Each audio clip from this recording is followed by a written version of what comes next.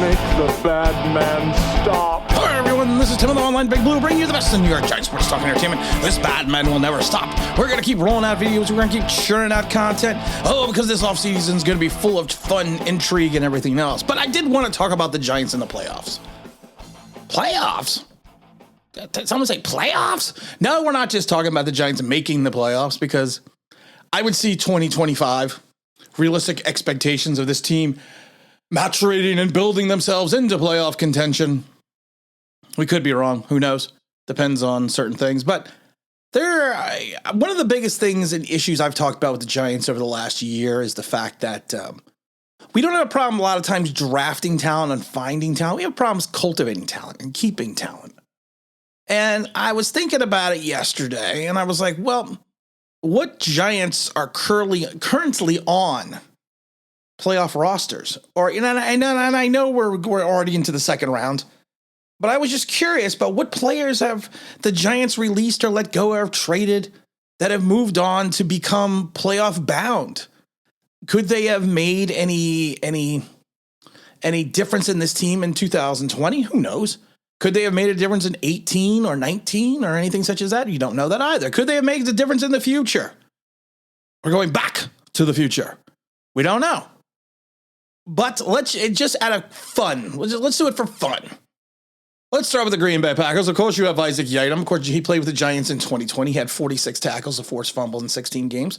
He's played in all 16 games for the Packers, but he's just been recording 10 tackles. I mean, not something I would say. You know, I thought Isaac Yiadom was going to have more of a transitional year for the Giants. I thought he was going to be a bigger focal point of the defense because of the fact that he is a good run stopper. He can play man-to-man at times. He does get lost in the sauce when he's playing in the zone, but I thought he would have been a guy that would be there.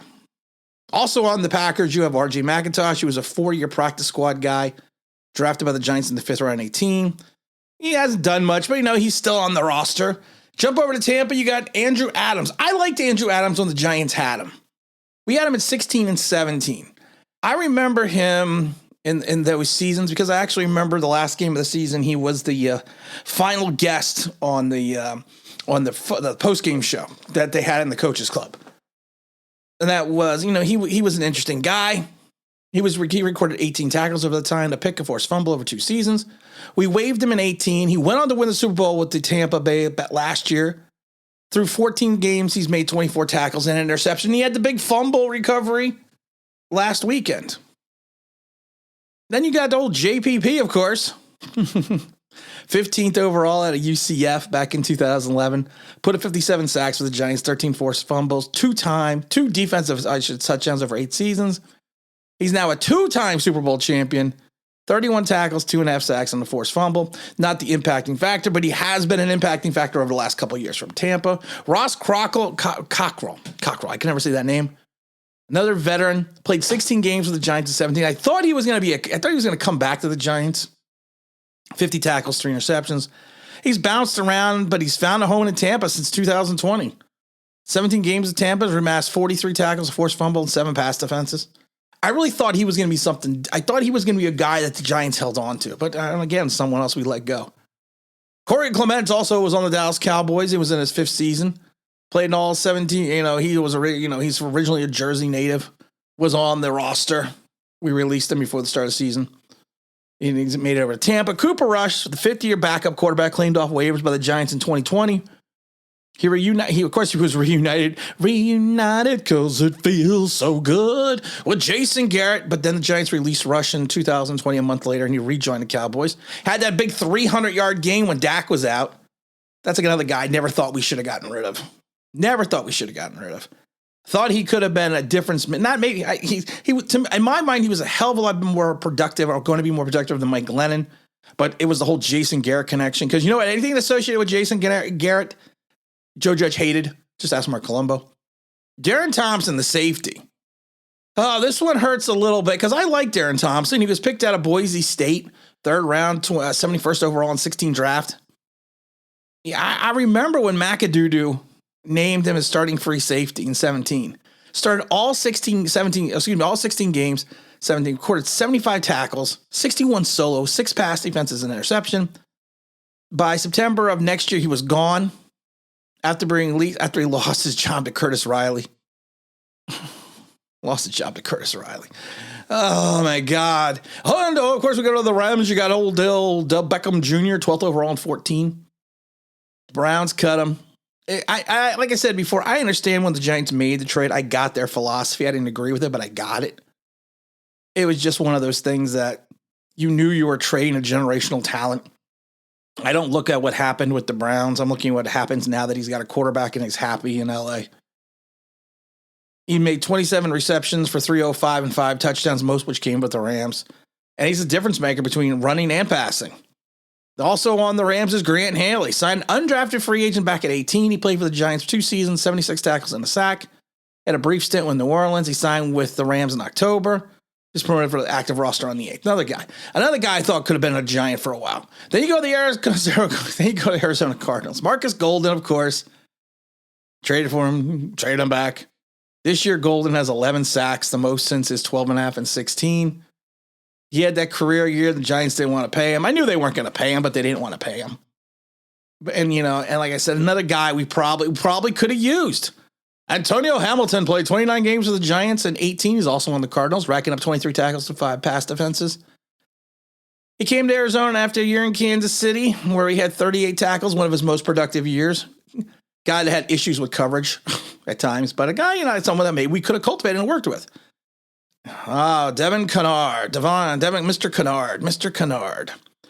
We drafted him in the 5th round out of UCLA in 14. He played 4 seasons with the Giants, 203 tackles, 9.5 sacks, 3 forced fumbles, and an interception.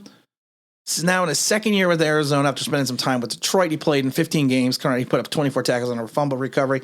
He actually had some good years in Detroit. Another guy we could have cultivated. Colt McCoy, who we probably never should have let go, who actually took less money to go to Arizona than because that's just what the Giants are. Then you also have Justin Pugh, who also, of course, is on Arizona. 19th pick overall in 2013. Played 5 seasons for the Giants, up to 18. Signed the 5-year, $45 million contract with the Cardinals. Been there ever since. Started all 16 and 19. He's played well. Another guy, his arms were too small. And then you got, what's his name? You go over to the 49ers, Robbie Gould. Spent 1 season with the Giants after 11 with the Bears. He made 20 or 23 field goals in 13 games. You got Peppers, the long snapper. Spent 8 months with the Giants. Played a year in Miami, also with San Francisco, and he's stuck. John Jalapeno is on the practice squad. So is Austin Mack. So is Chris Slayton. That always makes me laugh. You got those practice squad players. Tennessee Titans also has, people forget that Randy Bullock played 1 game for the Giants in 16. Made 2 of his 3 extra points. Nothing crazy. Ryan Izzo, 7th round pick. And these are guys on the Titans, played by the Pats, 2019. Helped, they won a Super Bowl. What did he do? In September of this year, he spent 18 days with Giants practice squad. And then he jumped on to Seattle's and Jacksonville's. You got Jackrabbit still in the league. Can you believe it? The Jackrabbit is still in the league. He was one of their he's one of our better corners. Got that big money in 16, played 4 years, and then he was kind of unceremoniously let go after the whole Twitter debacle. Quickly picked up with the Saints. He was a guy that we probably could still use in his first season with Tennessee, 14 games, 54 tackles, and an interception. Guy we probably could have used. And jump over to Kansas City, got DeAndre Baker on the team. We're not going to get into DeAndre. Played 8 games this year after playing 2, recorded 16 tackles, had his up and downs. Mike Remmers is on the injured reserved. He bounced around, kind of leaked from where he landed on the Giants for a 1-year deal. Started 14 games with the Giants that season. He's now in his 2nd season with Kansas City. He was just placed on the injury reserve. I laughed because Josh Jackson is on the from the Packers that we traded for Isaac Yiadom. It's on the practice squad. Hey, jump over to the Bills. You got Bobby Hart. Bobby Hart's 7th round pick out of, 15 of Florida State. Started 13 games at 16, then moved to right tackle, played 10 games, started 7 and 17. After the 18 season, we moved on from him. He bounced around, and he didn't really bounce around, but he was with, I think he was with Cincinnati. He's played well. He's played well when he's been given the opportunity. So, better than what we have. Davis Webb, of all people, is still on the practice squad of the Bills. 3rd round, 87th overall pick. I think we all know that story. Cincinnati, of course, has got Eli Apple, who Landon Collins once referred to as a cancer. You know, he bounced around to the Saints, went in Carolina, found a home now in Cincinnati. He played in 16 games, 49 tackles, and a pair of interceptions. B.J. Hill is also on the team. Traded him for Billy Price. So I always laugh about that. Michael Thomas is still in the league and now in his 8th season. Spent 2 years with the Giants, 18-19, played in every game, recording 106 tackles, a sack, 2 forced fumbles, and 2 interceptions. Spent 2020 in Houston, then signed with Cincinnati. Made it to the active roster, played in 8 games, and he's got 18 tackles. Another guy I thought we would kind of keep around for a while, but we never did. Jonathan Hankins, which kills me, is still playing to this day. Second round pick in 2013, played with the Giants for 4 years, 10 sacks, 140 tackles, signed with the Raiders in 18 and stuck with there ever since. He had 38 tackles in 14 games this year. Another guy. Matt Lacrosse is on the Pats. Tight end, who don't remember him. Many people don't remember, but 2015. Chris Boswell also, another kicker that most people don't remember, was with the Giants. And like I said, you're going to swing and miss on some players, but that's a pretty good list of players that are on how many teams? Let's count it. How many teams are in the playoffs now? I forget. Let's see here. How many teams? Well, 1, 2, 3, 4, 5, 6, 7, 8, 9, 10, 11, 12. 12 teams, 13, 14 teams. 14 teams make the playoffs. I couldn't believe I couldn't remember that. That's a lot of guys from one team on 14 teams. Is it an issue cultivating talent? Who knows? But you know what? There is some talent there that we could have used. And there's talent on other rosters that we did not make the playoffs that we could have used. But it is what it is. The Giants are what they are. We are what they thought they were. We just need to do a better job of holding on to talent, cultivating talent, and finding talent. And then we'll be okay. Like I'm this is Tim of the Online Big Blue, bringing the best of New York Giants sports talking entertainment. And as always, if you could like, subscribe, ring that bell, you think what it means, that'd be awesome.